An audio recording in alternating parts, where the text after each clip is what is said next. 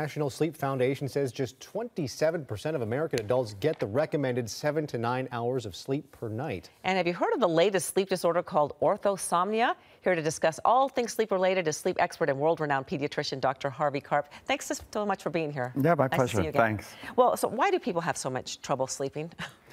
You know, there are lots of different reasons. Of course, we're trying to jam more into a single day. Another thing is electric lights, believe it or not, because now we extend the day longer and longer. Computers, of course, are it isn't just like lights keep us awake, but it affects part of the brain that releases melatonin, which is the brain's natural sleep hormone. And so when you're looking, especially at computer screens or TVs, it shuts off the melatonin, makes you not feel like you have to sleep. And then, of course, you suffer for that in the morning. And you talk to virtually anyone, and they'll tell you, I'm so tired, right? 3/4 of American adults don't get enough sleep. Before we get into the kind of small details, what can people do to help them get a better night's sleep?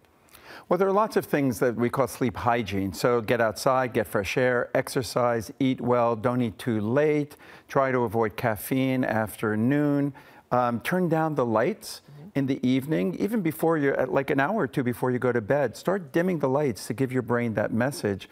I strongly recommend using white noise, especially a rumbly kind of a low-pitch white noise. One of the work I do is with babies, and what we see is when we use white noise and swaddling and motion, which kind of any grandmother would know, right? You're able to increase a baby's sleep 1 to 2 hours a night. Certainly helps. Yeah. Talk about orthosomnia. What is that? Well, you know, everyone's crazy about measuring your sleep now. You know, it's all about your app and your Fitbit and things like that. And while that can be good, because you can learn some things when you look at how you're sleeping, and you may discover you're waking up, you know, extra number of times at night, and your sleep is really broken up, which is unhealthy for you. But if you're so focused, you know, you're checking your Fitbit all throughout the night, that's going to ruin your sleep as well.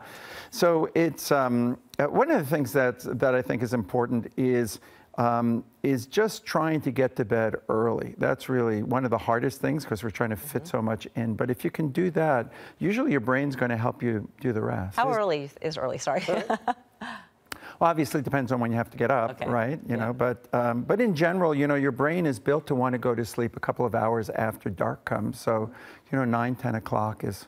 So for those of us that work the night shift, it makes it very I know, it's very hard. Eating right before bed. I think I checked off every single one of those don't do's on your list. It's not just for adults. Real quick, we have about 20 seconds left. You're also authored a book, Happiest Baby on the Block. Right. You're not aiming just to get adults to sleep well, but babies as well. No, because if the baby sleeps, so we created a bed called Snoo, which adds hours to a baby's sleep and keeps them safe. So by keeping the baby sleeping better, we're keeping the parents sleeping better. And now we work with industries all across the country, like Activision and Hulu, to give this bed to their parents, so that the baby sleep better, and then the parents sleep better. Make it an adult version too. I know, that's exactly right. Yeah. That would be great. A ride in the car always worked for me. It's still kind of nice. Well, that's what this bed does. It's like a ride in the car. And they can find that bed. Dr. Karp, thanks so much for joining us. Thank you so much, Jerry. We'll be paying attention. Oh, yeah. And you can get more of the doctor's tips for helping babies sleep in his best-selling book, The Happiest Baby on the Block.